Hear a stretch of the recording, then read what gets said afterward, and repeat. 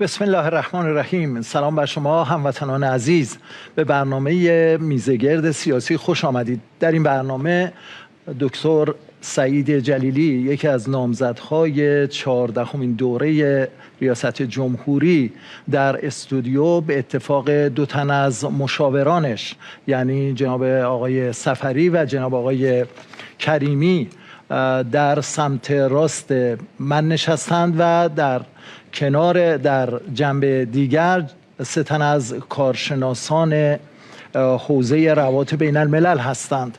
دال مرکزی سیاست خارجی جمهوری اسلامی ایران مبتنی بر عزت، حکمت و مصلحت است. عزت یعنی پرهیز از دیپلماسی التماسی و البته حکمت هم به مفهوم تعاملات و فعالیت‌های خردمندانه و حسابگرانه و مصلحت هم به معنای انعطاف پذیری برای عبور از موضوعات سخت و حرکت در مسیر. اما دو کلیدواژه اصلی در برنامه هفتم برای رئیس جمهور آینده در نظر گرفته شده که این دو کلیدواژه عبارتند از کنشگری فعال در دیپلماسی عمومی و دیپلماسی رسمی و البته تقویت رویکرد اقتصاد محور در حوزه سیاست خارجی.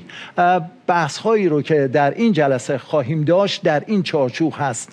ابتدا آقای جلیلی به مدت 25 دقیقه فرصت دارند تا طرح خودشون رو برای عملیاتی کردن برنامه هفتم بیان کنند. می توانند در این مقطع از مشاورین هم کمک بگیرند یا کمتر استفاده کنند. بعداً این وقت ثبت شده رو به بررسی بیشتر و جمع‌بندی بپردازند. اما کارشناسان هم پرسش‌هایی رو مطرح می‌کنند بعد از بیان کلیات برنامه آقای جلیلی به عنوان نامزد ریاست جمهوری و پرسش‌های خود رو مطرح می‌کنند. ما انتظار داریم که پرسش‌ها کوتاه و طبعاً پاسخ‌ها هم کوتاه باشه که انشاءالله برنامه جذاب برای مردم باشه که بتوانند داوری کنند در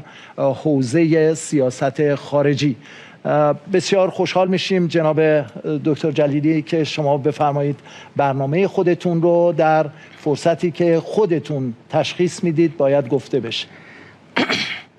بسم الله الرحمن الرحیم. من هم خدمت همه مردم عزیزمون و شما عزیزان حاضر در این جمع سلام عرض میکنم. در انتخابات ریاست جمهوری نامزدها معمولاً یک شعاری رو بیان میکنن تحت عنوان اون شعار انتخاباتیشون. من معتقدم این شعار نباید فقط یک عبارت پردازی و کلمه سازی باشه، بلکه باید در حقیقت یک خلاصه و عصاره از اون برنامه کاری که اون نامزد برای 4 سال آینده داره مطرح کنه.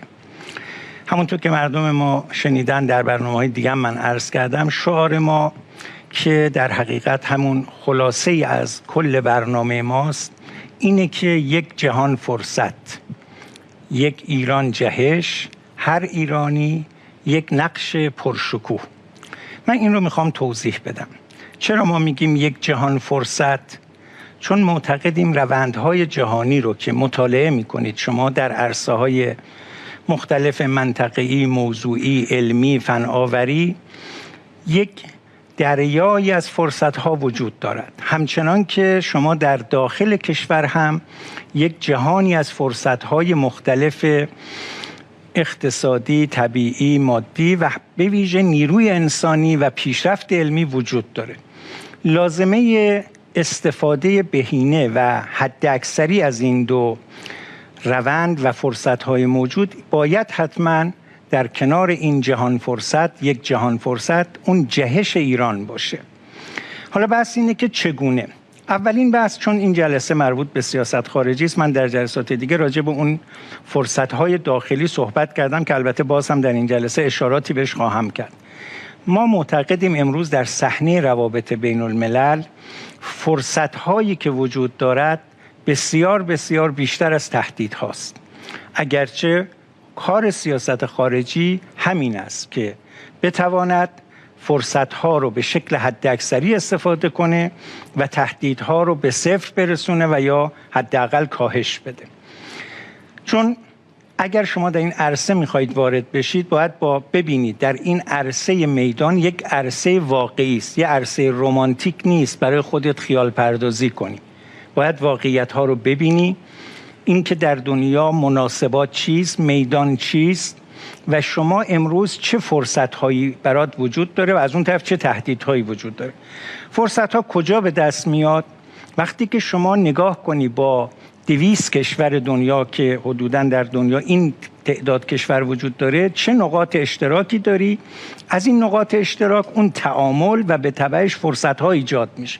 همچنان که اگر با کشورهای اختلاف داشته باشی، باید توجه داشته باشی که این نقاط افتراق و اختلاف برای شما میتواند تقابل و حتی تهدید ایجاد کنه. هنر سیاست خارجی باید این باشه که بتونه اینها رو خوب بشناسد، اون فرصت‌ها رو حداکثری استفاده کنه و اتفاقاً وقتی که شما از اون فرصت‌ها خوب استفاده کردی، این موجب می‌شود که اون تهدیدها هم کاهش پیدا کنه. البته این لایه رویشه، چون در سایر روابطی هم که کشورها با هم دارن، ممکنه کشورهای ثالث ب و ج با هم روابطی داشته باشن، نقاط اشتراکی داشته باشن، تعاملی داشته باشن که از اون برای شما تولید فرصت یا تهدید بشه. اینا رو باید شما بشناسین. لذا صحنه سیاست خارجی صحنه کاملا هوشمندانه است، کاملا واقعی است. باید اینها رو بشناسی، مناسبات قدرت رو بشناسی تا بتونی برای کشورت به بهترین شکل اون حداکثر استفاده رو از فرصت‌ها ببری و تهدیدها رو کاهش بدی. حالا یکی از اون بحثایی که بسیار مهمه، خب این یه حرف کلی است که بله در همیشه سیاست خارجی این باید باشه. در به ویژه 4 سال آینده ما باید بدانیم، یک تحلیل دقیق و درست داشته باشیم که امروز در چه نقطه‌ای هستیم، مختصات این نقطه رو بدونیم و آنچه که در 4 سال آینده میتواند رقم بخورد، اون موقع ما چه نقشی میتونیم داشته باشیم. این یکی از اون بحث‌های بسیار مهمه. لذا اینجا یکی از اون بحث‌هایی که ما بررسی کردیم، حالا من به عنوان کسی که حداقل به شکل رسمی 35 سال در کار سیاست خارجی فعال هستم، از سطوح پایین، کارشناسی، کارمندی تا دبیری شورای امنیت تا نمایندگی رهبری در شورای عالی امنیت ملی و بحث‌های این فرمی، 35 سال درگیر این بحث هستیم، هم به لحاظ عملی هم خب مطالعاتمون هم در این رشته بوده. به تبعش 10 سفر داشتیم، ملاقات‌های فراوانی با رؤسای کشورها داشتیم، با وزرای خارجه داشتیم، با بحث‌های مختلف بوده و به ویژه در 10-11 سال گذشته یک نگاه تماشاگرانه هم به روند تحولات جهانی داشتیم و هم به اون بازیگری هایی که در سیاست خارجی کشور صورت گرفته. این ما رو به چی رسونده؟ این رو من میخوام عرض کنم، چون این یک بحث ارزم کاملا مبتنی بر شواهد و واقعیت هاست که امروز ما در عرصه سیاست خارجی فرصت‌های بسیار فراوانی داریم که اگر میگوییم یک جهان فرصت، اینجا این ایهام رو عرض کنم که واقعا در جهان هم یک جهان فرصت شما دارید که اگر اونها رو براش برنامه ریزی داشته باشید، میتوانید یک نفع حداکثری برای کشور داشته باشید که نتیجهش بشود، ثمرش بشود یک جهش، یک ایران جهش. حالا من این رو یک کم میخوام بازش کنم که این یعنی چی. ببینید، اولا ما باید بدونیم الان در چه بزنگاهی هستیم، اون نقطه مختصات بزنگاهی الان چیست. این فرصت‌هایی که میگیم آیا یه فرصت‌های موهومه یا نه واقعی است. من چند محور اصلیشو عرض کنم. یکی از اون بحث‌های اصلی چیست؟ اینه که ما الان در یک مقطعی هستیم که تحولات جهانی در یک گذار هست که این گذار به نفع ماست. این گذار برای ما تولید فرصت کرده. مثلا در منطقه شما میبینید خود غربی ها، خود هم مقاماتش هم اندیشمندانش بارها بیان میکنن که دیگه ما اون شرایط قبل رو نداریم، به ویژه در بعد از طوفان الاقصی و این شرایطی که صورت گرفت. همین کسانی که بارها می نشستن و برای ملت‌های منطقه تصمیم گیری میکردن از بعد جنگ جهانی اول، بعد جنگ جهانی دوم و حالا روند اون تحولات که الان نمیخوام زیاد بهش بپردازم، الان هم اون هیبتشون هم اون حیثیتشون به هر حال دچار تزلزل شده. با بحث‌های مختلفی که وجود داره و از اون طرف برای ما تولید اقتدار کرده به گونه‌ای است که اگر بخوان به ما تعرضی کنن، شما دیدید در عملیات وعده صادق ایران به عنوان یک قدرت مؤثر اومد در دفاع از حقش، منافعش، امنیتش عملیاتی کرد و موفق شد و همه تحسین کردن اون رو. عرض من اینه که این موفقیت هایی که داره شکل میگیره فقط در این بعد اینها نیست. اخیراً من دیدم یکی از این رؤسای جمهور کشورهای اروپایی تو جمع سفراشون، سمینار سفراشون صحبت کرده بود. یکی از تعابیرش این بود که ما مثلا اون چیزی که برامون مهمه نفوذ. بعد خود او در اون بحثش گفته بود که ما امروز اون نفوذ رو دیگه نداریم. بعد مناطقی رو گفته بود که اتفاقاً امروز ایران در اونجا خود اونها میگن ایران است که میتواند تاثیرگذار باشد، نقش آفرین باشد، اون معادلات رو به اصطلاح تعیین کننده باشه توش. این یکیش. خب من بحثم اینه که خب اینجا برنامه سیاست خارجی باید استفاده باشه. خب اگر یه فرصتی پیش اومده، چه در تضعیف رقبای شما یا دشمنان شما، چه در ارتقاء موقعیت شما باید حالا این رو باید نقد کنی که مردم این رو در زندگی بچشن. این یه بحث. یکی از اون فرصت‌های بسیار مهم دیگه که متاسفانه ما در طول تاریخ در دوره قاجار، پهلوی به ویژه، در بزنگاه‌هایی که یک پیشرفت‌های علمی و فناوری صورت می‌گرفته ما معمولاً غایب بودیم. یک غفلت تاریخی بوده یا یک غیبت تاریخی بوده که در اون بزنگاه‌ها که اونها با یک پیشرفت فناوری بعد مثلا ارتقاء قدرت پیدا می‌کردن و این تأثیر داشته در اون جایگاهشون در مناسبات بین‌الملل.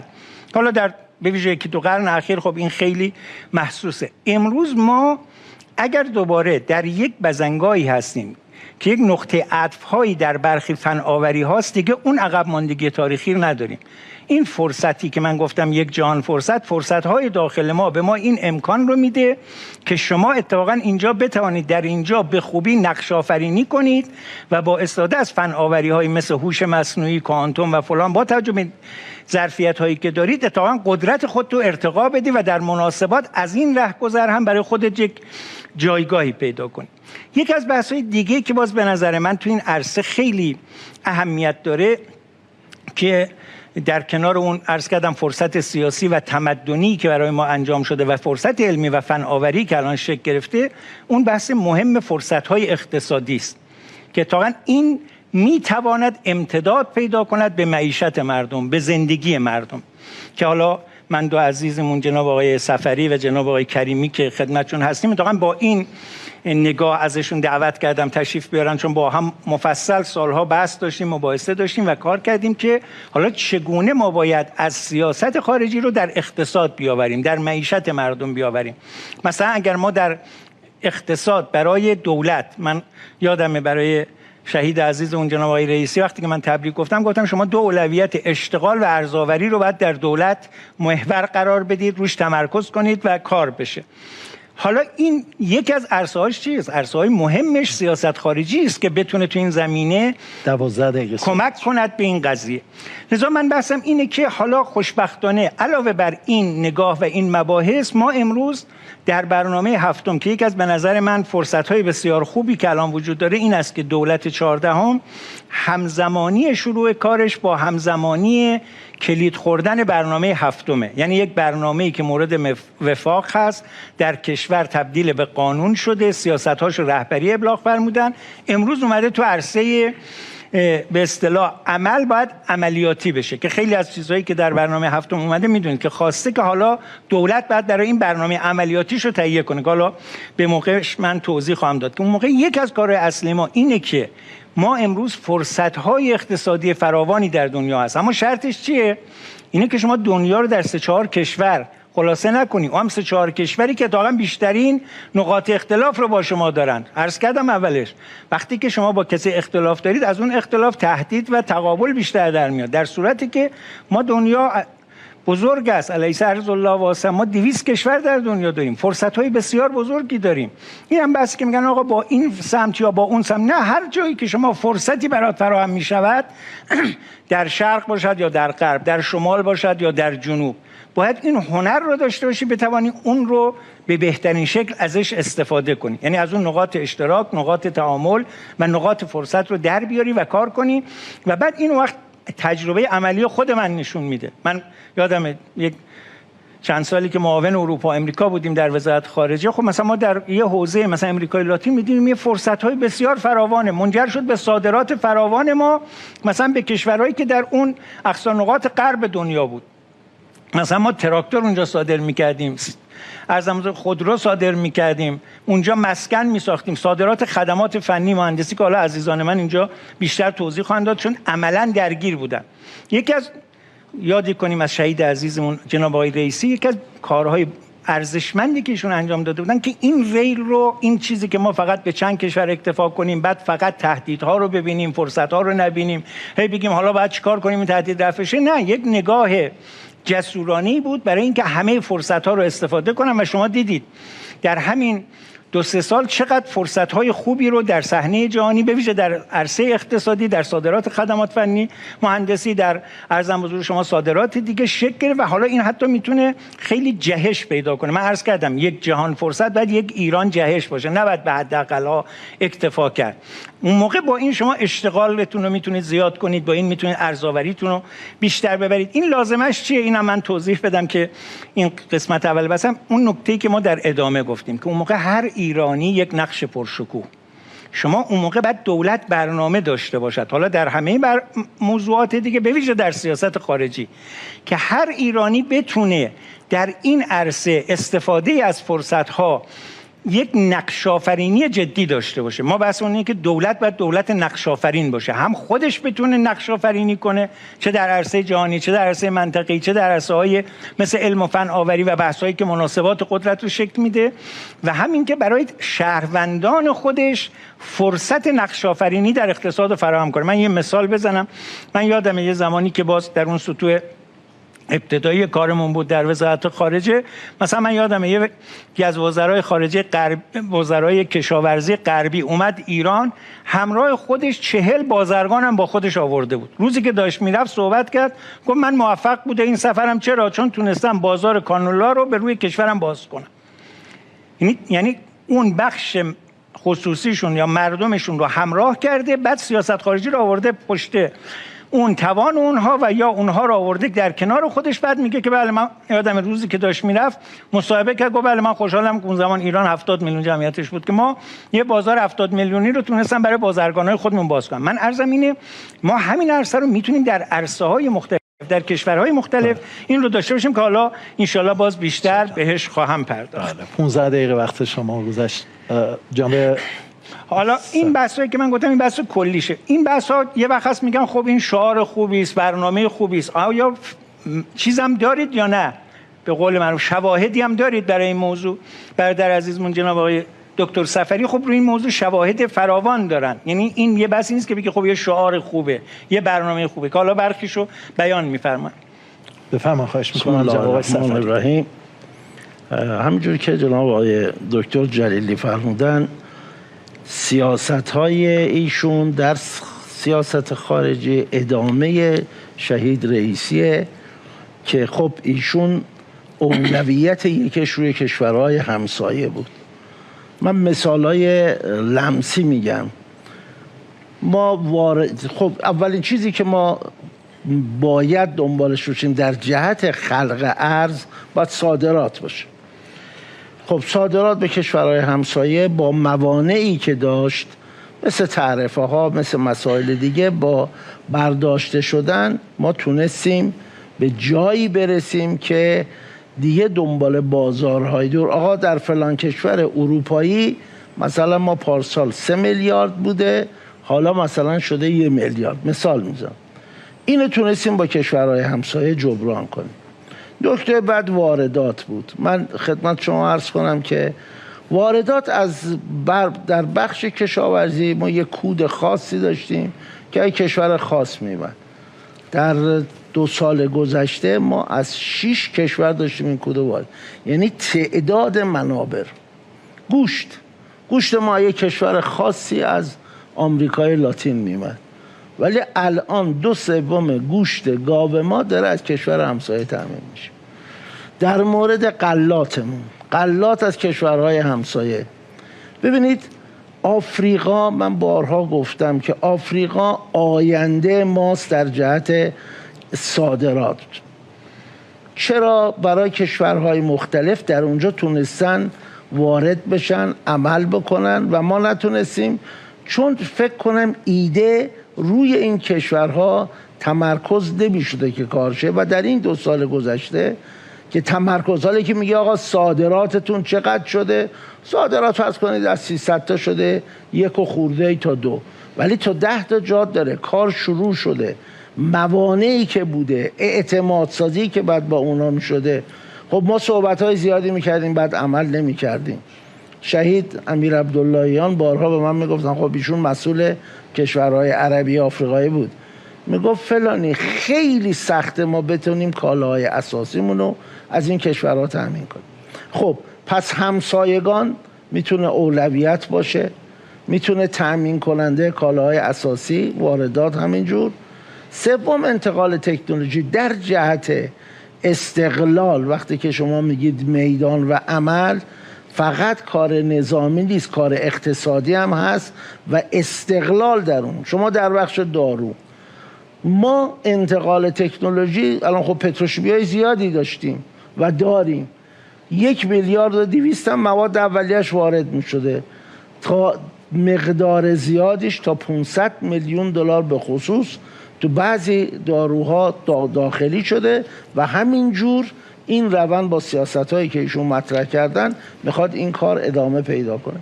پس استقلال در جهت موارد ضروری که ما وابستگی به این کشورها داشته باشیم، این بسیار میتونسته موثر باشه و در دولت شهید رئیسی این تست شد و نهایی شد.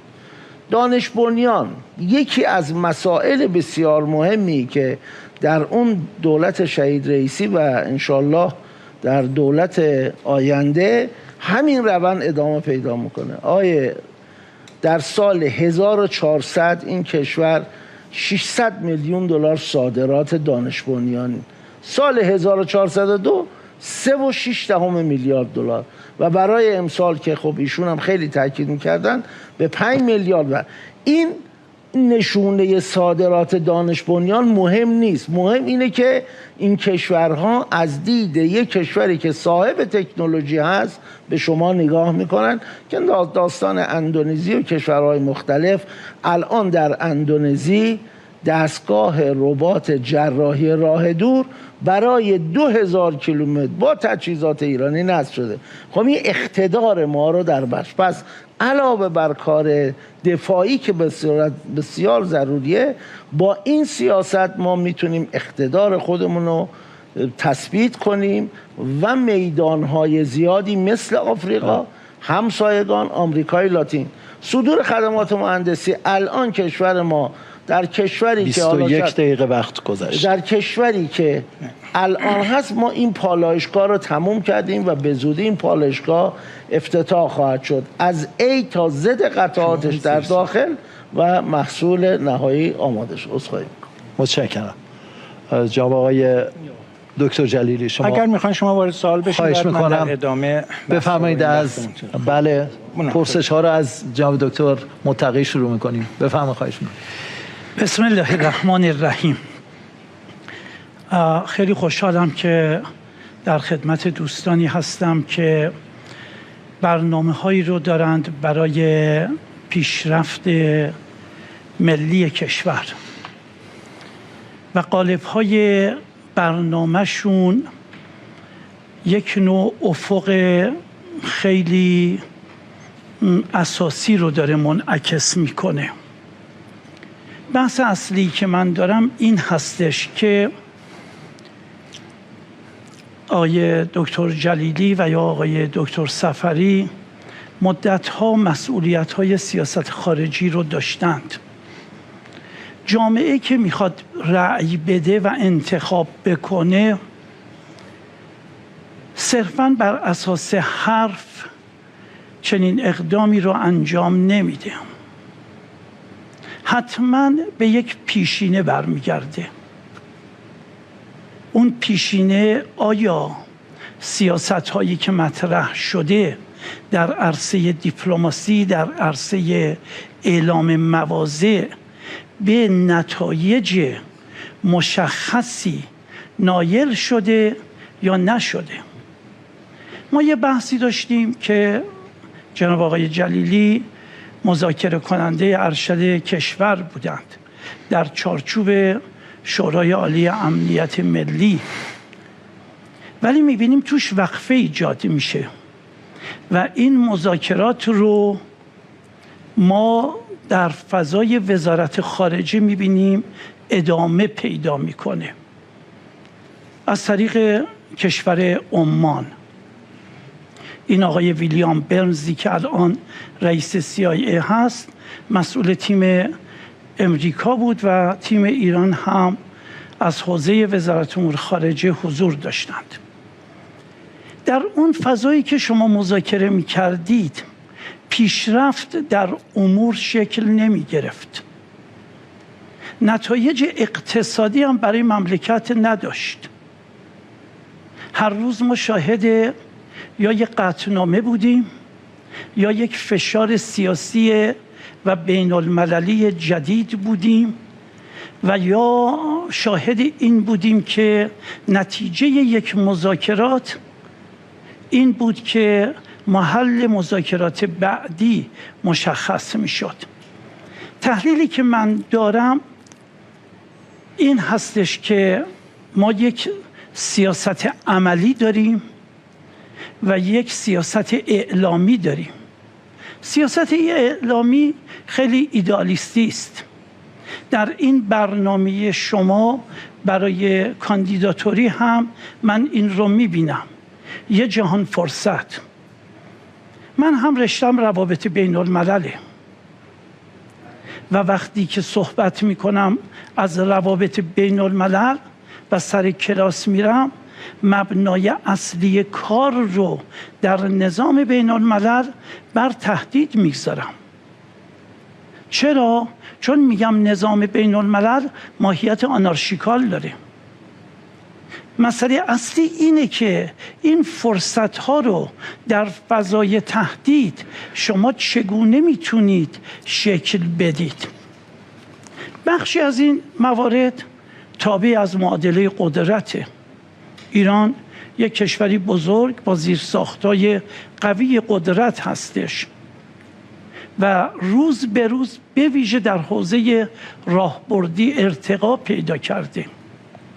ما متولی یک اندیشه راهبردی هستیم در جهان به نام مقاومت و این مقاومت زیرساخت قدرت ما رو برای نقشیابی در محیط پیرامونی به وجود آورده. مقاومت نشانش مشخصه. در محیط تهدید رفتیم و تونستیم به نتیجه برسیم. عراق، سوریه، فضایی که اسرائیل هر روز داره کنش تهاجمی انجام میده. وقتی که یه نفر سوال کنه بگه این تئوری مقاومت شما نتیجهش چی شد، میگیم نتیجهش این بود که داعش وجود داشت، اسرائیل وجود داره، تمامی مقامات امریکایی و اروپایی یک زمان صحبتشون این بود که بشار اسد باید برود. اندیشه مقاومت در حوزه میدان توانست برای این کشور، برای اعتبار این کشور و اقتدار این کشور معنا و عینیت ایجاد کنه. من یه سوال دارم. ایدئال ها با روح ایرانی خیلی تطبیق داره. دکتر زمان رو چشم. شما قبلا به من گفتی 10 دقیقه فرصت دارید، همونه یا نه؟ 10 دقیقه در دیگه رفت و برگشت نمیتونه باشه. چشم آقای دکتر.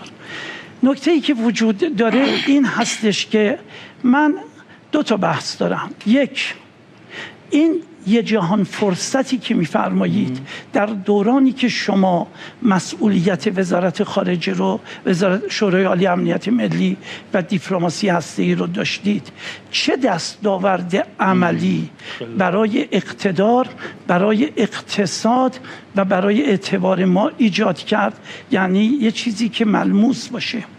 و 2، این که چه باید بکنیم برای آینده، با توجه به اینکه تهدیدات امروز تهدیدات مرکبه. یعنی آیا از همون روش سیاست اعلامی قبلی شما میخواید بهره بگیرید یا واقعا میخواید اینگیج بشید؟ اینگیج شدن یعنی باید درگیر بشید، فضای تهدید رو لمس کنید، امتیاز بدید، امتیاز بگیرید. من اصلا پیروی اپیزمنت یا سازش نیستم، من پیروی مصالحه‌ام، اون چیزی که رهبری در قالب بصیرت ازش یاد میکنه. آنچه که من فکر میکنم شما نیاز دارید اون بحث SWOT هستش که انشالله اگر توضیحی دارید برای من نقاط قوت، تهدید، فرصت‌ها و همچنین چالش‌ها رو بفرمایید برای بینندگان. متشکرم. جناب دکتر، شما میتونن مشاورین هم در قالب نوشته کمک کنن؟ بفرمایید. خواهش میکنم. خیلی متشکرم از آقای دکتر، نکات رو مطرح کردن که به نظر من خوبه که با هم گفتگو کنیم در این زمینه. ببینید خودش آقای دکتر نکته خوبی رو اشاره کردید، اینه که چی در روابط بین الملل، در مناسبات بین قدرت‌ها و کشورها چه چیز نباید تضعیف بشه؟ معادله قدرت. این رو شما خودتونم بهش اذعان دارید. زیرساخت قدرت برای استفاده حد اکثری ضرورت داره. لذا اگر شما بعضی اوقات میبینید طرف حرکتی میکند که اون میفهمد شما داره زیرساخت قدرتت ارتقا پیدا میکنه، به همین خاطر شما در معادلات قدرت میتونی حضور بیشتری داشته باشی، حضور موثرتری داشته باشی. حتما اون نگران میشه و حرکت هایی که بعضی وقتا میاد انجام میده به خاطر چیست؟ به خاطر این است که میبیند شما داری قدرت پیدا میکنی. اما بس اینه که همونطور که شما به خوبی اشاره کردید، حالا از این قدرت چگونه باید استفاده کرد و چه استفاده هایی شده که این رو من توضیح بدم. ببینید وقتی که ما میگیم قدرت، همونطور که شما اشاره کردید، هم باید تهدیدها رو کاهش بدی، هم فرصتها رو استفاده حداکثری بکنی. به قول شما تهدیدها هم نمیشه نادیده گرفت. سوال من اینه، در همون دورانی که ما بودیم، در اون 6 سال، چه تهدیدهایی متوجه ایران بود؟ شرق ما رو، افغانستان رو همشو امریکا اشغال کرده بود، غرب ما عراق رو اشغال کرده بود و بعد در همین موضوعی که شما اشاره کردید، سوریه داشت حرکت جدیدی شروع میکرد به اسم یه حرکت‌هایی که در قالب داعش ظهور پیدا کرد و بعد این داشت تسری پیدا میکرد به عراق که بعد بیاد سراغ شما. نتیجهش چی شد؟ چرا در همون سالها امریکا از عراق مجبور به خروج از اونجا شد و اخراج شد؟ در حقیقت چرا در افغانستان نتوانست تهدیدی برای ما ایجاد کنه؟ چرا اون چیزی رو که برنامه ریزی کرده بود به قول شما در سوریه برای اون بحثا و میخواست بیاد به سراغ ما نتوانست اون تهدیدش رو عملی کنه؟ این یک فهم هوشمندانه از میدان بود، این یک برنامه ریزی دقیق از موضوع بود، این یک اجرای قوی در اون برنامه ها بود که اینها رو ناکام گذاشت. شما خاطرتون هست همون زمان خیلی رو همین موضوعات مشکل داشتن، رو اینکه آیا اینجا این کارو باید بکنیم یا نه، اونجا چگونه باید عمل کنیم. دقیقاً بحث من اینه که تا اینجا شما باید این رو درست بفهمی، بدانی چیست. کار رئیس جمهور یکی از مهمترین بحثاش اینه که بداند جهت چه باید باشد، به موقع تصمیم بگیرد و زمان رو از دست ندهد. این بحث بسیار مهمی است. یا مثلا بحثی که میگویید در سیاست خارجی، در اون دوره‌ای که من وزیر خارجه بودم عرض کردم، وقتی که شما فرصت‌هایی رو می‌بینید، یک شکل سنتی بود در یه زمانی که مثلا بله برخی کشورهایی که یکم مثلا اروپایی بود خوب بود، شما می‌دید سفارت‌ها کلی کارمند داشت. برخی جایی که شما واقعا فرصت‌های بسیار خوب داشتید برای صادرات کالا، برای صادرات خدمات، اصلا سفارت نداشتید. مثلا در امریکای لاتین، در افریقا، در فلان. خب اینجا واقعا شما باید چیکار کنی؟ هوشمندی چیست؟ و بعد این به قول شما باید عمل خودشو نشون بده. این که بعد مثلا شما برید چند هزار واحد مسکونی در فلان کشور آمریکای لاتین بسازی و بعد به این طریق ارزآوری کشور، نمیدونم صادرات مصالح و نیروی انسانی اینها انجام بشه، چیز بدیه یا خوبیه؟ این که اونجا بعد بتونی شما تراکتور صادر کنی که بعد اونجا بگوین مثلا ایران رو به تراکتور بشناسن، اینا اون چیزای ملموسه. اینا اون چیزایی است که موقع شما سیاست خارجی رو میارید و عمل نشون میده که آیا فایده دارد یا ندارد، یا اینکه نه همینجوری کلی بگی بله ما رفتیم امروز با کی صحبت کردیم. این من بحثم اینه، من در سیاست خارجی بحثی که دنبال میکنم بر اساس تعداد سفر و ملاقات و اینا نیست، بر اساس نتیجه کار هست. یعنی باید شما اون سفارت شما، اون دستگاه سیاست خارجی شما، اون بحث شما بگوید نتیجه اینها چی شد، حالا چه در کاهش تهدید، چه در افزایش اون استفاده حداکثری از فرصت‌ها. اینا اون چیزایی است که بسیار اهمیت داره. یکیش هم همینه، دفاع از حقوق یک ملته. ببینید مثلا شما بیان کردی یه زمانی بود در همون بحث هسته‌ای مطرح میشد ما نزدیک 1 میلیون بیمارمون احتیاج به دارویی داشتن که لازمه اون داشتن سوخت 20% بود و به ما نمیدادن، نه سوختشو میدادن نه داروشو. اگر شما تونستی هم از حقوق علم و فناوری در این کشور دفاع کنی و بعد اونم علم و فناوری که چنین ثمره‌ای داشته باشد که 1 میلیون مردم از این استفاده کنن، و هم شما دیدید در همون دوران آژانس رسما نامه داد. قبل وقتی که ما تحویل گرفتیم میگفتن مثلا ما 6 تا مسئله باقی مانده با ایران داریم، که گفت این هر 6 مسئله دیگر باقی مانده نیست. این مجموعه کاری است که انجام میشه، ولی شما باید این کار رو دنبال کنید، این کار رو به اون نتیجه برسونید. ضمن اینکه یک از اون بحثایی که خیلی مهمه، من خاطرم هست در اون آخرین گفتگوهایی که سال 92 داشتیم همین بحث رو که دنبال می‌کردیم، اونهایی که زمان میگفتن شما حتی یک سانتریفیوژ نداشته باشید 19000 تا داشتید، اونهایی که میگفتن شما نباید نمیدونم فلان مواد چی داشته باشید شما 10000 کیلو داشتید، 3% داشتید، 20% داشتید، که مشکلات کشور حل میشد. این هم نبود که فقط این باشه. من عرضم اینه وقت بعد متاسفانه، حالا میخوام بگم این یه نگاهه، حالا این بحثایی که شما مطرح کردین 10 سال پیش هم یه بار مطرح شد، بعد یادم میگفتن نه آقا اینا بیشتر تهدیده. خب دنبال کردن چی شد؟ چیزی شد که همین امریکا، همین ونزوئلا، همه این چیزا تعطیل شد، همین صادراتی که داشت انجام میشد و اینها. با برخی از کشورهای دیگه تقریبا عوض این که روابط شکل بگیره دنبال نشد. همینایی که میگفتن بیایم این کارو بکنیم تا هم چرخ سانتریفیوژ به چرخ هم چرخ اقتصاد، چی شد؟ باعث شد دلار 2500 که تحویل گرفتن شد 30 تومن، 25 تومن و بعضی مقاطع 30 تومن. تحریم ها چقدر بهش اضافه شد. میگفتن بیایم ما بریم این کارو بکنیم برطرف میکنیم. آیا برطرف شد؟ اتفاقا من بحثم همینه، همون که فرمودید بحث واقعی است، کاملا فکتاش و اون شواهدش رو میشه گذاشت روی میز، یکی که بررسی کرد. کدام دوره بیشتر بود؟ همین بحثا که قرار بود میگفتن بریم، خود دوستان میگفتن آقا ما رفتیم حتی این توافق هم کردیم، نه که اینا بگن، خود طرف مقابل میگفت 15 بار نوشت که ایران همه تعهداتشو انجام داده. بعد چی شد؟ طرف کلا از توافق خارج شد. بعد تحریم ها چی شد؟ 2 برابر شد، 800 تا شد 1500 تا. اینا دیگه عدد دیگه، بحثای چیزی نیست کلی. من بحثم اینه که پس بیایم واقعی نگاه کنیم. بعد تو همین 3 سال شهید رئیسی شما ببینید، همینایی که میگفتن آقا در سیاست خارجی واقعی باشیم اینطوری کار پیش نمیره، میگفتن اگه فلان نشود کار پیش نمیره. بعد مثالاشو فرمودن آقای دکتر. چرا انقدر یه دفعه شما صادراتت افزایش پیدا کرد؟ همینایی که میگفتن آقا نه تو این شرایط روابط خارجی این کار پیش نمیره. بله من معتقدم شما باید برای اقتصادت روابط تعامل گسترده و سازنده با دنیا داشته باشی، با قول شما دیل کنی. ولی این حتما همینه، باید برنامه داشته باشی. آیا بعد ببینیم تو کجا این قوی تر پیش رفت، چه دوره پیش در رفت؟ هنوز 3 سال بود شهید رئیسی این حرکتی رو که شروع کردن که اصلا شما دیدید اصلا نه هیچ کدوم اون چیزایی که اونا میگفتن مادامی که این نشود این کار محقق نمیشه، دیدید نشد. یه زمانی میگفتن ما 200,000 بشکه نفت بیشتر نمیفروشیم. الان شما به قول خودتون واقعی مبتنی بر حقیقت نگاه کنید، وزیر خارجه امریکا میره توی سنا ازش سوال میکنن چرا ایران امروز میتواند 2 میلیون بشکه نفت بفروشد؟ مگه ما نگفته بودیم یه بشکه بیشتر نفروشد؟ و جالب اینه که هیچ کدومش هم که کم نکردن، هیچ تحریم هم که ور نداشتن. اما چرا انجام میشه؟ من بحثم اینه که همین نگاه باید واقعی باشه، هوشمندانه باشه و اشراف داشته باشه. با اندک چیزی که یکی میگوید یا یه حرکتی دشمنیشو میکنه، تو باید هوشمند باشی که این کار رو بتونی با قوت ادامه بدی. متشکرم. شما جناب دکتر ایزدی بفهمید. بسم الله الرحمن الرحیم. سلام عرض میکنم، تسلیت عرض میکنم شهادت امام باقر رو.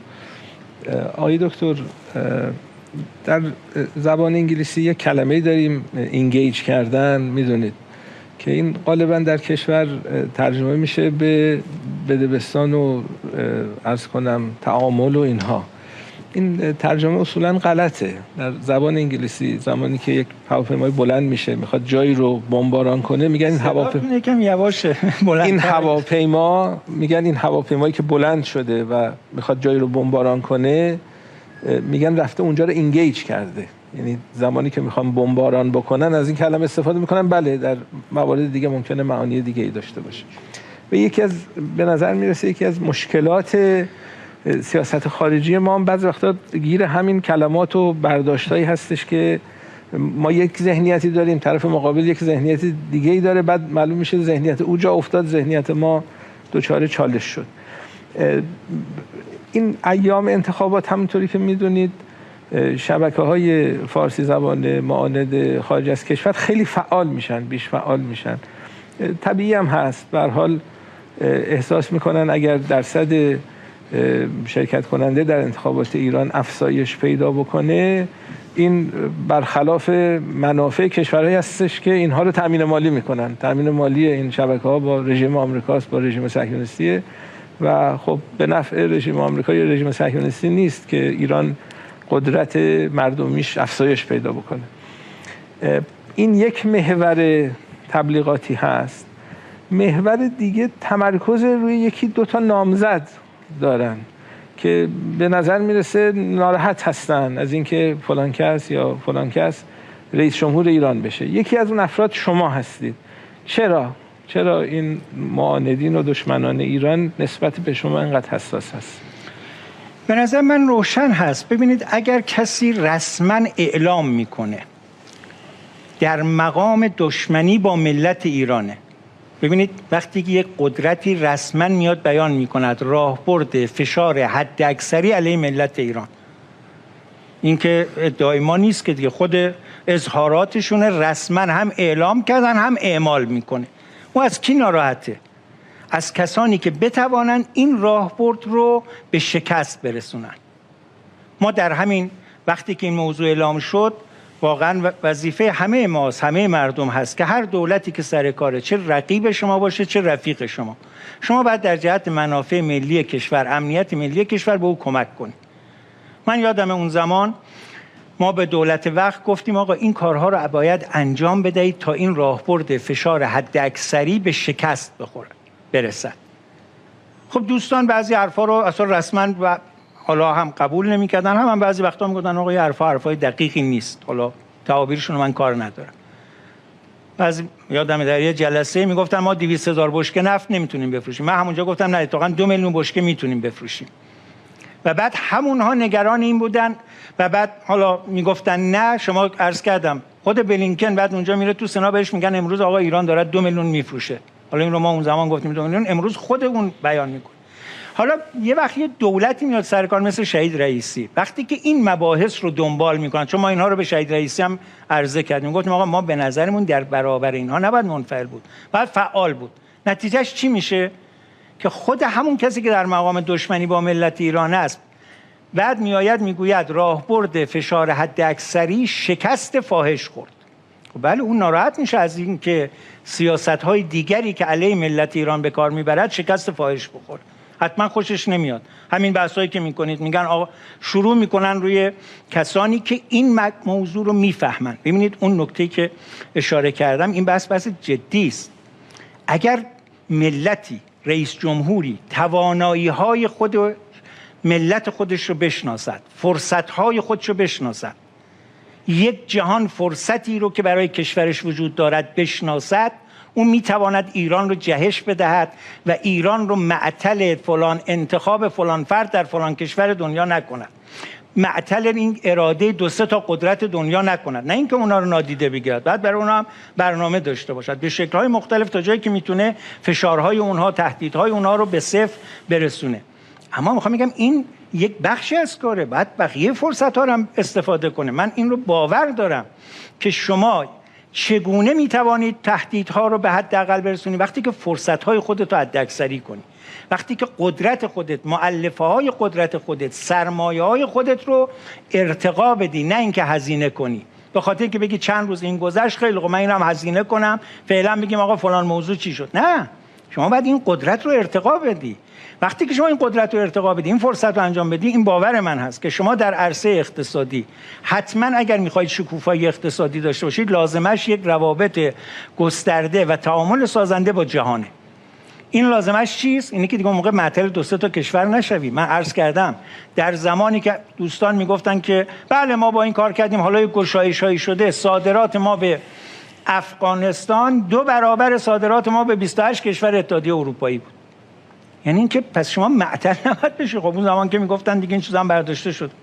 من عرضم اینه که این رو باید توجه کرد، این رو باید شناخت و لازمش این نیست که بگی حالا تازه بریم بشناسیم. من این رو عرض کردم. فردای انتخابات ریاست جمهوری فردای چیست؟ شروع عملیات در برنامه است. بعد برنامه تو شناخته باشی. این بحثی که من عرض کردم 35 سال مطالعه در سیاست خارجی، حضور در سیاست خارجی و بحث‌های دیگه، امروز به ما برنامه‌ای داده است که از فردای انتخابات این رو شروع می‌کنیم.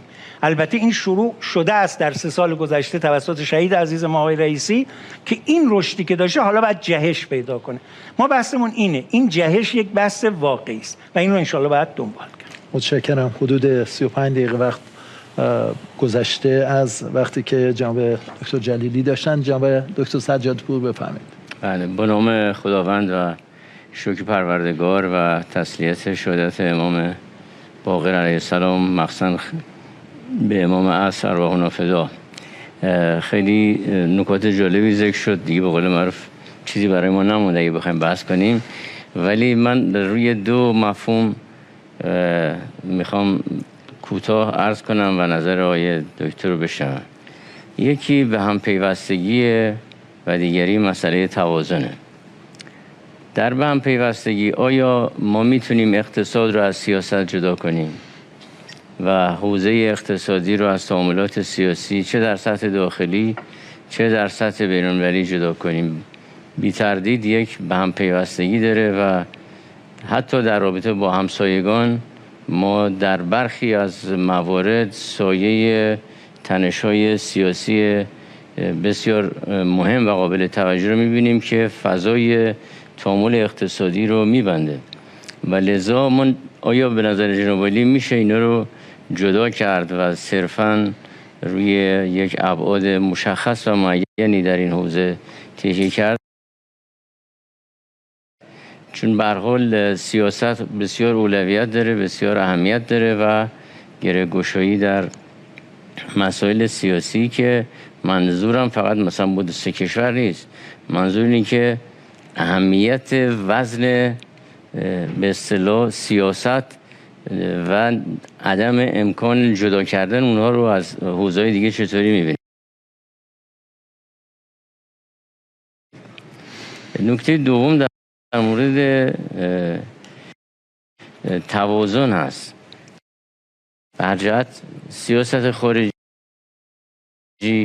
هنر ایجاد توازن و تعادل هست در ابعاد مختلفی که حتی با هم در تضاد هستن، مخصوصا برای کشور ما با 15 همسایه، با منطقه‌ای که ما درش زندگی میکنیم. این منطقه قبل از 7 اکتبر یا عملیات طوفان الاقصی با بعدش زمین تا آسمون فرق داره. یعنی در یه منطقه زندگی میکنیم که تعادل‌ها و توازن‌ها هر لحظه به هم میریزه و ایجاد هنر توازن و تعادل بسیار کلیدیه. این همین تعادل و توازن در حوزه مباحث داخلی و ارتباطش با سیاست خارجی است. یعنی سیاست خارجی نهایتاً باید یک محل تعادل و توازن در داخل کشور باشه و اقشار، گروه‌ها، مردم عادی یه حس واحد و مشترکی رو در مورد مباحث سیاست خارجی داشته باشن. سوال دوم و مشخص بنده اینه که آیا جناب عالی با توجه به پیشینه‌هایی که آقای دکتر متقی گفتن، حالا به هر سبکی که ما اون رو به اصطلاح روایت کنیم و در صحبتاتون هم من دیدم خب خیلی دوگانه‌ای بود که دیگران اینو گفتن ما اینو میگیم، یعنی یه نوعی ما و اونها هست، در حالی که سیاست خارجی بحث ماست، یعنی ما به عنوان یک کشور. آیا برنامه عملی جناب عالی در ایجاد این اجماع ملی در حوزه سیاست خارجی چی است و چقدر شدنی است؟ و اگر اجازه هست پایان بدم چون شاید وقت نباشه. در صحبت‌های جناب عالی بسامد باید بیشتر از هر لغت و واژه دیگری بود. باید اینطوری بشه، باید اینطوری بشه، ولی سوال اصلی اینه که چطور و چگونه. چون در سمت اجرایی، در هر موقعیتی که سمت اجرایی ما در نظر بگیریم، تبدیل اون بایدها به یک سیاست‌های به قول معروف ملموس هست. این نحوه اجرا هم اگر محبت کنید، در مخصوصا با توجه به زمینه‌های بسیار پرتنشی که در دنیای امروز هم هست، یعنی تنش فقط فرصت نیست، اون تنش‌ها، این رو هم محبت فرمایید توضیح بدید، ممنون میشه. متشکرم. خیلی متشکر از آقای سجادپور. ببینید از اون نکته آخری که گفتید این رو شروع کنیم. عرصه انتخابات در یک کشوری که مردم سالاری دینی دارد اتفاقا همینه. ما یک مشترکات داریم. یه بحث اینه که حالا افراد میان میگوین که ما چگونه میتوانیم بهتر این رو انجام بدیم تا مردم انتخاب کنن. حتما شما منظورتون این نیست که هیچ کسی که انتخابی نباید داشته باشد، فقط بگیم یه بحثه. این یعنی میخوام بگم یک توجهی باید داشت بعضی وقتا صحبت‌هایی نکنیم که اصلا مغایر دموکراسی و مردم سالاری و اینطور به اساس بگیم که یه بحث. اما اون نکته که اجازه است اینجا توضیح بدم. منظور من این بود که در همه حتی دموکراسی جهان هم یک اصولی اجماعی در چارچوب امنیت ملی، در چارچوب سمت و سوی کشور وجود دارد. لذا اینجا این نکته خیلی بسیار درسته. ما در کشورمون سیاست خارجی چگونه اجماع میرسد؟ اون نکات اصلیش، اهدافش، مبناش و منافع و حقوقی که توش تعریف میشه در قانون اساسی اومده. یه سری سیاست‌های کلی رو که رهبری تعیین میکنن که اون میشود فصل الخطاب. یه سری بحثایی است که در این سطوح مطرح میشه و اون چیزی که اجماع آفرینه اتفاقا اینجا اینه. تو همین مباحثات میتوان به اجماع رسید. چگونه؟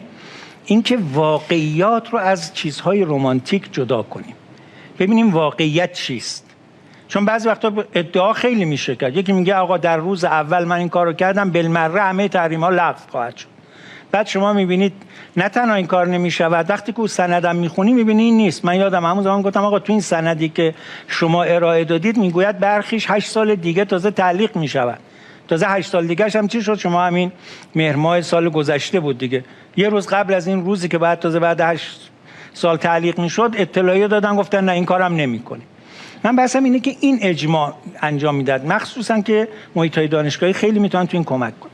اما نکته اولی که اشاره کردید به هم پیوستگی اقتصاد، سیاست و خیلی چیزهای دیگه و فرهنگ و موضوعات دیگه، مناسبات، اینها یه امر بدیهی است.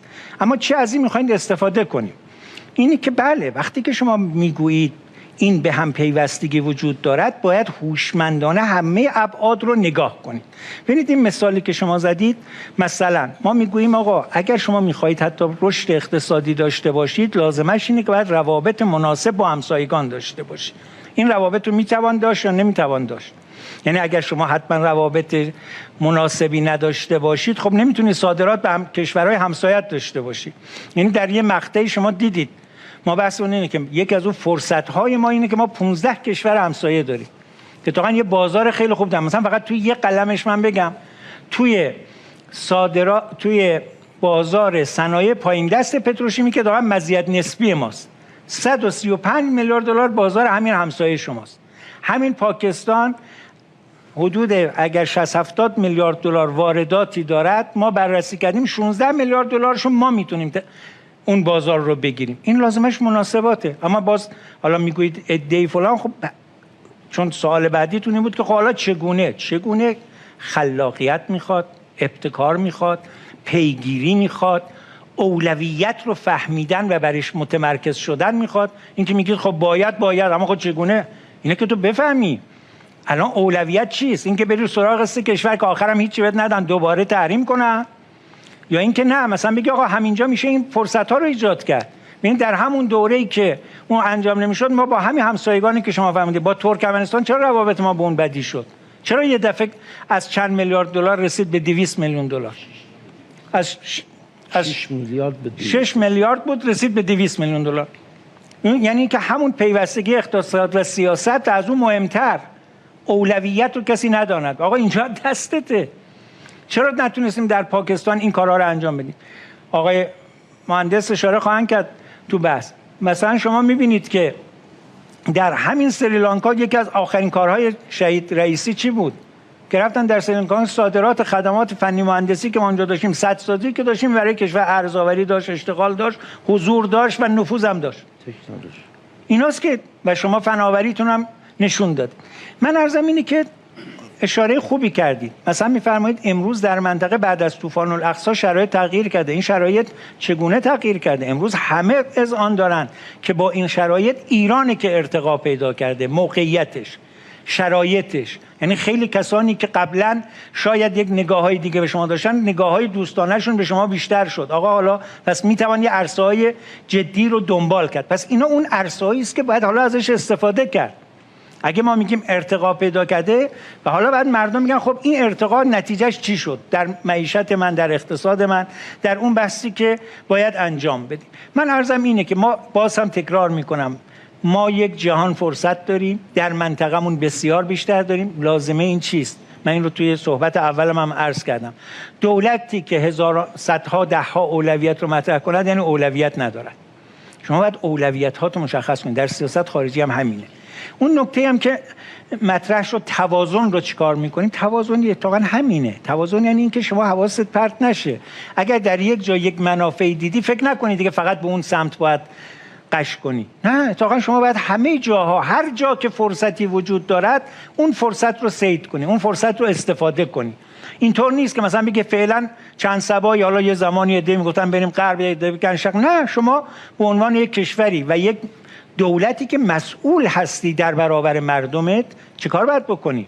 باید هر جا فرصتی وجود دارد به دست بیاورید. این چیزایی که شرق یا غرب، شمال یا جنوب، نه، هر جا که از اون رو باید به دست بیارید. متشکرم. شما 40 دقیقه وقتتون گذشته.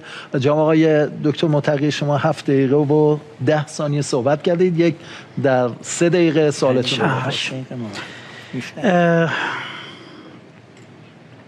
جناب آقای دکتر جلیلی، من با شما موافقم که نظام جهانی هم مبتنی بر تهدید و هم مبتنی بر فرصت.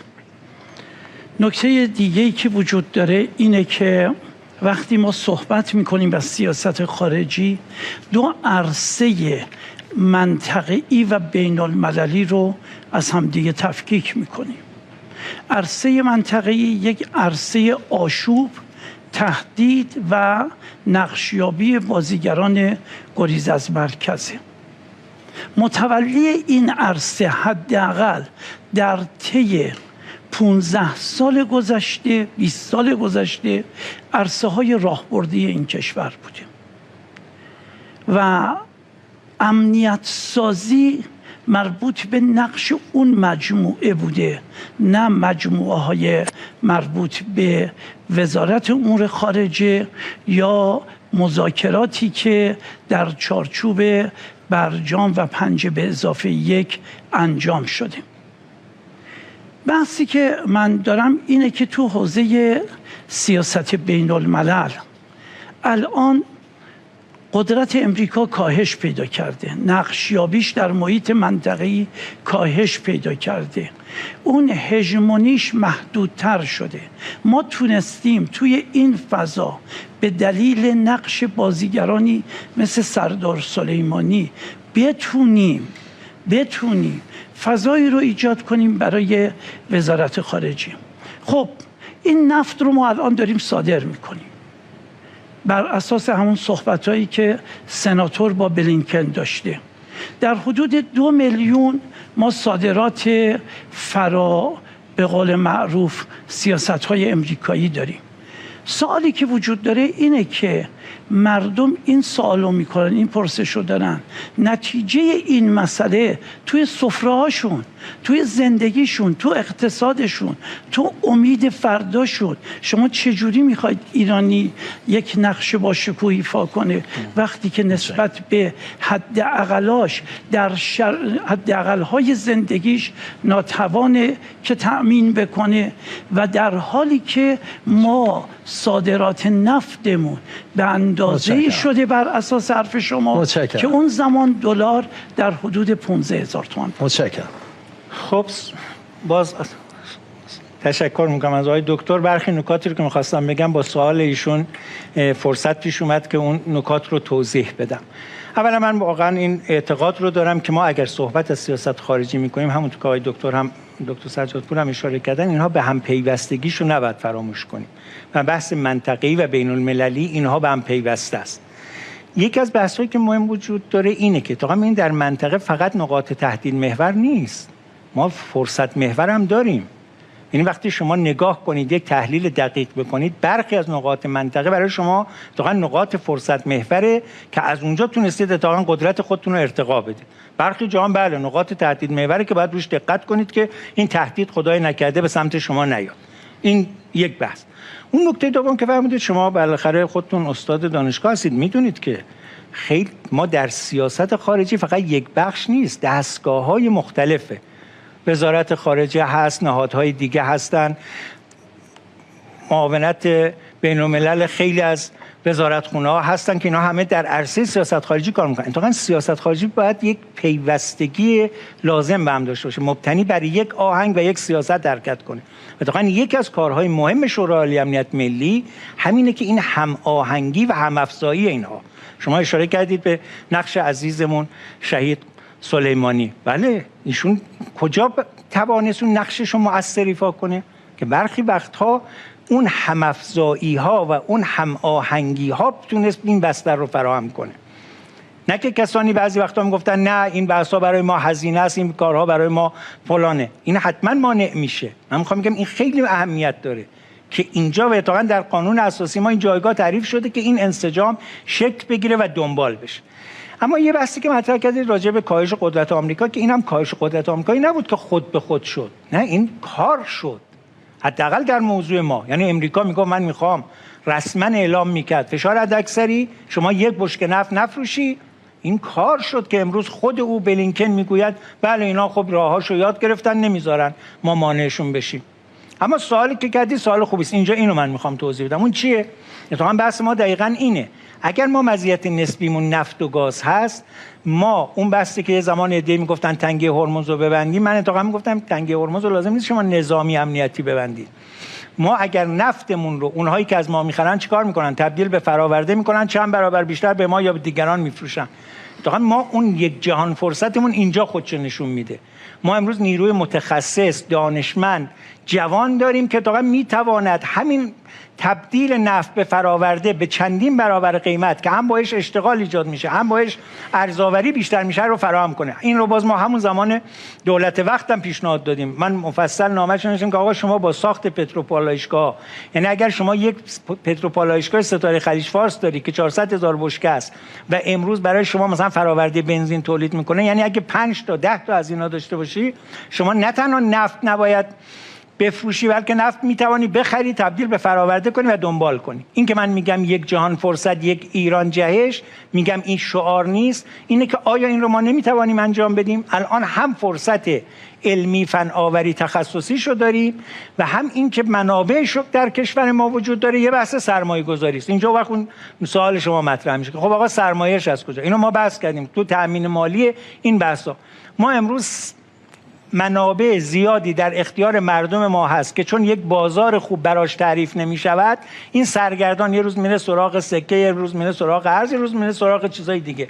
در صورتی که این میتواند هدایت بشود به سمت یه بحث‌های اساسی و پایه‌ای که هم کشور رو جهش بدهد و هم مردم احساس کنن دارن منتفع میشون، فرزندانشون اشتغال براشون ایجاد میشه، خودشون از درآمدهای عوض اینکه نفت $80 $100 بیشتر کمتر فروخت بشود، حالا این نفتش رو تبدیل به فراورده میکنه، چندین برابر میفروشه.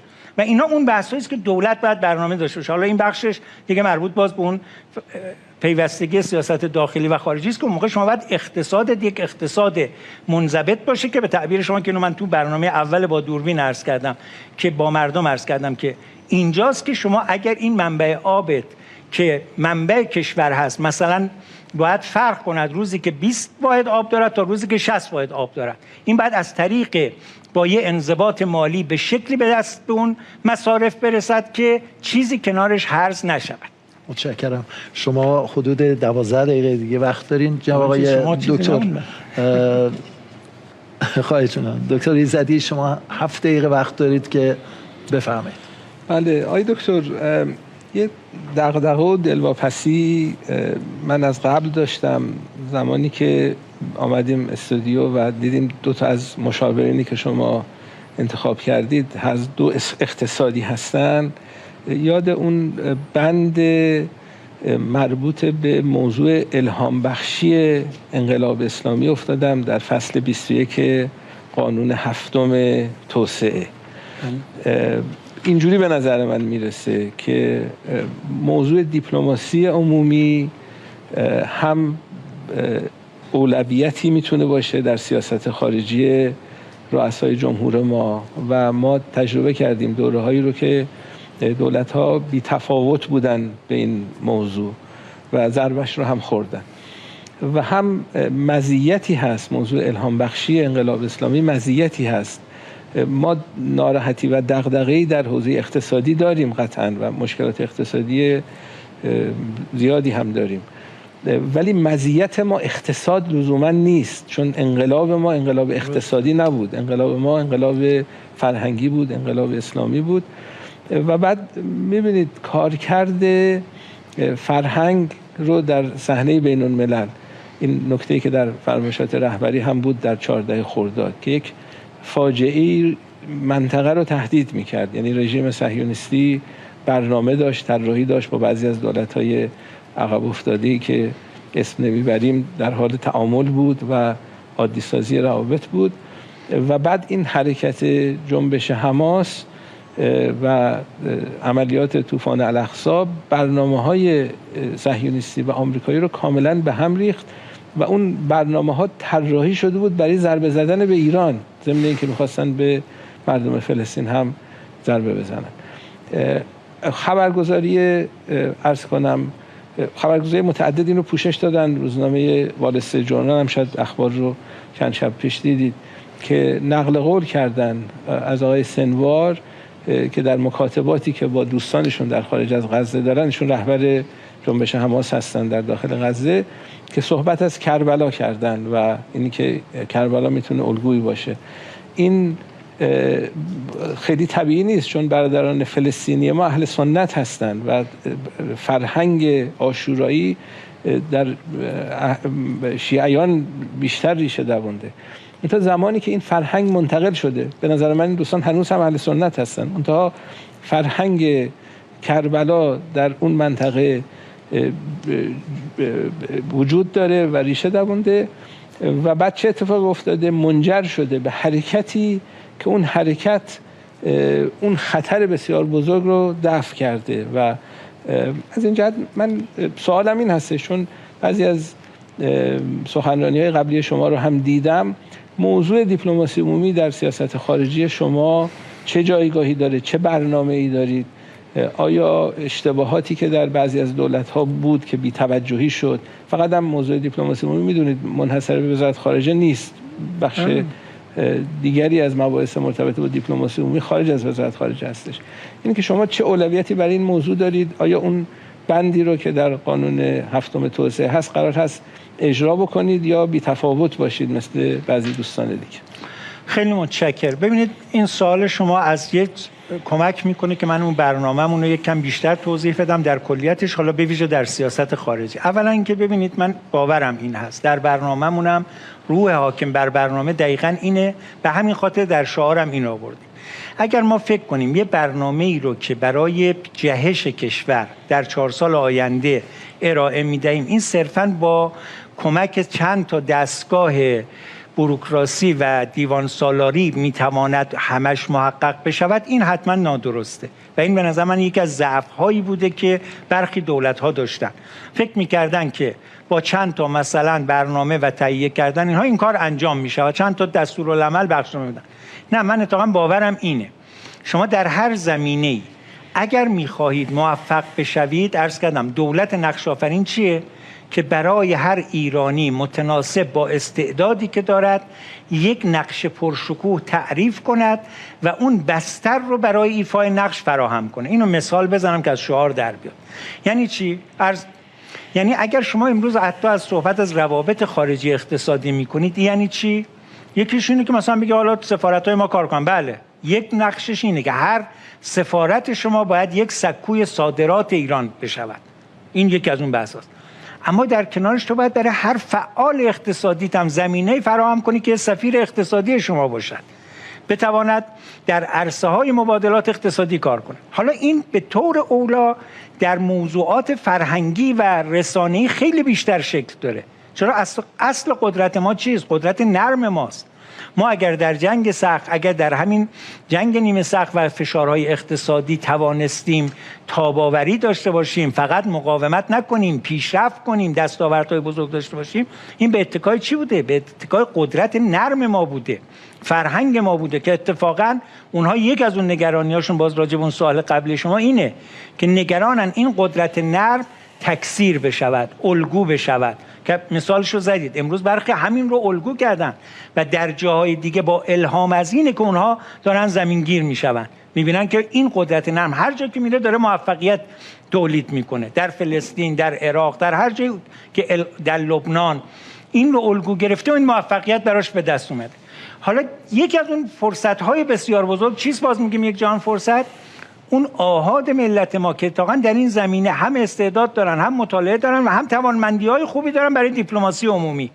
اتفاقاً اینجا شما باید اینها رو فعال کنی. اینا بسیاری از اینها، من در همین 10-12 سال با جوانانی آشنا شدم با مطالعات عمیق. من چون هم با کادر دیپلماسی آشنا هستم، هم با دستگاه‌های دیگه آشنا هستم، می‌بینم برخی از اینها از اونها به لحاظ بررسی، تحلیل و آمادگی برای ایفای نقش کمتر از اونها نیستن و کاملا میتوانند در عرصه های دیپلماسی عمومی نقش فعال داشته باشن. که فرمایش شما درسته که حتما باید یکی از اون کارها همین بستر آفرینی برای ایفای نقش اینها باشه. متشکرم. 48 دقیقه حدوداً گذشته، 10 دقیقه وقت دارید. جناب آقای دکتر سجادپور، شما حدود 5 دقیقه بفرمایید. حدودش یاده. آره. من البته کمتر شدم. آقای دکتری که از مباحث مهم تغییراتی است که در جهان رخ داده. همه کشورها دارن سعی میکنن، یا همه کنشگران سعی میکنن که ببینن که ماهیت این تغییرات چیست. اگر روابط بین‌المللی رو بر مبنای قدرت و تولید و توزیع و مصرف قدرت ارزیابی کنیم، ما تعدادی کنشگر داریم، تعداد بخشی کنش بین این کنشگرها هست و یک محیطی که عمیقاً در حال دگرگونی است، محیط بین‌المللی. یکی از اتفاقاتی که داره میفته در این تحول بزرگ، خود مفهوم قدرت داره دگرگون میشه و مفهوم قدرت دیگه در یکی یا دو شاخصه خلاصه نمیشه و چه بسا حتی کنشگران کوچیک به لحاظ حجم و وسعت نقش آفرینی‌های بزرگ میکنن. میخواستم نظرتون رو راجع به این تغییر و تحولات از این زاویه که چگونه این تغییرات موقعیت ما رو هم نه فقط فرصت ایجاد میکنه، دچار تهدید هم میکنه، من جمله تهدید عرض شد که احساسی، که احساس کنیم که یک قدرت، یک کشور همتراز ما نقش آفرینی بیشتری میکنه. این احساس در سیاست خارجی بسیار مهمه. این رو چگونه ارزیابی و مدیریت میکنید؟ در ادامه این سوال دومی که دارم، در تداوم این بحث ما پدیده‌ای رو میبینیم در جهان به نام جنوب جهانی که البته ریشه‌دار و سابقه داره، ولی در قالب جدیدش کشورهایی مثل افریقای جنوبی، برزیل، حتی ترکیه، اندونزی، اینها یک نوعی نقش آفرینی سیاست خارجی برای خودشون و در سطح جهان دارن که ما از دیگه که تعلق به این خانواده جنوب داریم، ولی به نظر میرسه تفاوتایی هم اینها از نظر روش دارند و در مواردی شاید اون اندازه که باید این روش ها به اصطلاح اون هماهنگی لازم نداره.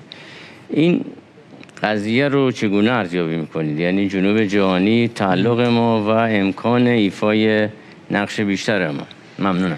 متشکرم. شما جناب دکتر 10 دقیقه وقت دارید، میتونید هم پاسخ بدید هم جنبندی داشته باشید. نه اتفاقا آقای دکتر نکته خوبی رو اشاره کردن، ازشون تشکر میکنم، چون یکی از مباحث مهمی که باید بهش اشاره بشه. ببینید نکته بسیار دقیقی رو اشاره کردن و اون مناسبات قدرت در یک شکل‌های جدید داره امروز ظهور و تجلی پیدا میکنه. یکیش همین عرصه فناوری‌های جدیده. کیسینجر شما که سال گذشته مرد در 100 سالگیش، 1 سال قبل از فوتش یک کتابی نوشته تحت عنوان هوش مصنوعی و آینده انسانی ما. اینو حتما دوستان مطالعه کردن. این کتابو که شما دقیق میخونید اتفاقا اونجا به صراحت این رو بیان میکنه که برخی از این فناوری‌های جدید مناسبات قدرت رو داره عوض میکنه. من برای چی میگم دولت باید هوشمند باشد و فرصت‌ها رو به خوبی بشناسد و اولویت بندی کنه؟ اینجا من این رو عرض کنم. من این کتاب کیسینجر رو که خوندم، این کتاب در ادامه اون کتاب نظم جهانیش بود که بعد در فصل آخرش گفته بود برخی فناوری‌ها خواهد اومد و مناسبات رو تغییر میده. بعد اومد و روی این فناوری و هوش مصنوعی متمرکز شد و در این مباحث رو مطرح کرد. این در اونجا بعد بیان میکنه این گونه نیست که اگر شما امروز قدرت‌هایی وجود دارن اینها راضی بشوند به اینکه خب حالا یه عده دیگه هم وارد بشوند. طبیعتاً همونجور که با هر فناوری که اینها به دست آوردن، بعدی با یک سری انحصارات سعی کردن مانع بقیه بشوند. ببینید من بحثم اینه، اگر دولتی این هوشمندی رو نداشته باشه در مناسبات قدرت که باید چگونه امروز عمل کند، بعضی وقتا اگر شما 5 سال آینده مثلا 4 سال آینده به یک اولویت تمرکز پیدا نکنید، این نیست که 4 سال عقب میفتی، چه بسا 40 سال عقب بیفتی. به دنبال همین کتاب کیسینجر شما دیدید من این رو 500 صفحه کنگره آمریکا گزارش نوشته است راجع به همین بحث هوش مصنوعی و اینکه حالا ما باید پیشاپیش سعی کنیم این انحصارات و محدودیت‌ها رو برای دیگران ایجاد کنیم. اون موقع اگر شما در زمان خودش به موقع تصمیم نگیرید و اون مناسبات قدرت رو نفهمی که با چی امروز داره شکل میگیره، دوباره چه بسا 40 سال عقب بیفتی. من بحثم این فرمایش آقای دکتر نکته خیلی دقیقی است و اتفاقا یک از بحث‌های ما این است و امروز باز اون که من میگم یک جهان فرصت اینجاست. شما مقاطع بزنگایی نیست که بگه خب بله علم یه پیشرفتی داره ما فعلا عقبیم. امروز خوشبختانه ما در این مرزهای دانش هستیم، در کوانتوم، در هوش مصنوعی، اما دولت باید اینجا نقش آفرینی کنه و باز دوباره بستر رو فراهم کند برای ایفای نقش توسط هر ایرانی. اینجا اون میشه یک نقش پرشکوه. یعنی اگر شما به موقع اومدی این چیزی که مناسبات قدرت رو میخواد شکل بده درش تونستی نقش آفرینی کنی، این نقش پرشکوه شما ملی میشه. خیلی متشکر. حالا من برادرمون جناب آقای دکتر کریمی هم که خب در این زمینه تخصصی دارم، من ازشون خواهش کردم چند نکته رو بگم. ببینید یک از بحث‌ها اینه که خب حالا این حرفا باید زیر ساختاش فراهم بشه در مناسبات اقتصادی. یعنی اگر ما میگیم این کار انجام بدیم، شما در 2-3 دقیقه بیان بفرمایید، آقای دکتر هم اگه داشتن بیان کنن که من در پایانم یه جمع. بسم الله الرحمن الرحیم. تشکر می‌کنم از وقتی که دادید. من چون فرمودن که اهل بدبستان و اهل معامله هستید، انگیج میشید یا نه. بدبستان یعنی ما باید امتیازی بدیم و امتیازی بگیریم، نفعی برسونیم و نفعی بگیریم. من در مدتی که حالا کار کردم با آقای دکتر و شناختی که ازشون دارم توی مناسبات مذاکراتیشون، ایشون همیشه تاکیدش بر اینه که باید با خودباوری وارد معامله بشیم، نه با خودباختگی. با خودباختگی بریم جنس بنجلشون هم به ما میفروشن. با خودباوری بریم میتونیم فرصت‌ها و نقاط قوت خودمون رو بفروشیم به طرف مقابل. اصلا صحبت مذاکرات در مذاکرات اقتصادی دارم عرض می‌کنم. ببینید ما فرمودن کشورهای متعدد زیادی داریم که در همسایگی و پیرامونی ما هستند. ما با همین کشورهای اطراف خودمون بعضی مصادیق رو عرض می‌کنم. ببینید الان ما وقتی با خودباوری به کشورهای اطرافمون نگاه کنیم می‌بینیم که اونها وضعیت اقتصادی بعضا بدتری از ما دارن. تورم، بیکاری، گرفتاری، ورشکستگی دولت، همین پاکستان، همین سریلانکایی که دستاوردهای اخیر رئیس جمهور شهید بود، اینها کشورهای ورشکسته بودن. ما در بعضی از سازمان‌های بین‌المللی حضور فعالی داریم، یعنی از دهه‌ها پیش ایران رئیس اینها بوده در گروه‌هایی که در سازمان‌های بین‌المللی بودن، در سازمان‌های اقتصادی. ما به پاکستان کمک کردیم در گرفتن وامش از نهادهای بین‌المللی. بعد یعنی اصلا یه امتیازی بهش دادیم که اصلا از هزینه‌ای برای ما نداره، در حالی که همکاری اقتصادی، همکاری بانکی او رو جلب کردیم. ما زیرساخت‌های پولی بانکی در اقتصاد ایران داریم که بیش از 2 دهه هست به یک بلوغی رسیده. همین زیرساخت‌های تراکنش‌های بانکداری الکترونیک. ما از پیشرفته‌ترین کشورهای دنیا بعضاً پیشرفته‌تریم. از همه کشورهای منطقه پیشرفته‌تریم. از خیلی از کشورهای پیشرفته دنیا هم در همین زمینه پولی بانکی که تصور می‌شود ما نقطه ضعفمونه. و دشمن زوم کرده اینجا و ما رو داره پی در پی به رگبار بسته. ما در همین عرصه عرض می‌کنم تو 3 سال گذشته در دولت شهید رئیسی ایران زیرساخت‌های خودش رو به یکی از کشورهای بزرگ منطقه قبولاند و این زیرساخت‌ها رو به کار گرفت. الان در کشور عراق و افغانستان که نیاز مثل نون شبشونه که اینها زیرساخت‌های بانکداری الکترونیک داشته باشند و بتونن از اسکناس و مسکوک که حجم اصلی نقدینگیشون نجات پیدا بکنن، ما الان به اینها می‌خوایم این زیرساخت‌ها رو ارائه بکنیم. یعنی حوزه نفوذ داریم ایجاد می‌کنیم. عرض این هستش که مصادیقی، حالا من پاکستان و عراق و افغانستان و روسیه، همین عراق و افغانستان که اسم میاریم، اینها کشورهایی که بیشتر صادرات غیر نفتی ما به این کشورهاست. مقصد اصلی صادرات غیر نفتی ما به ایناست.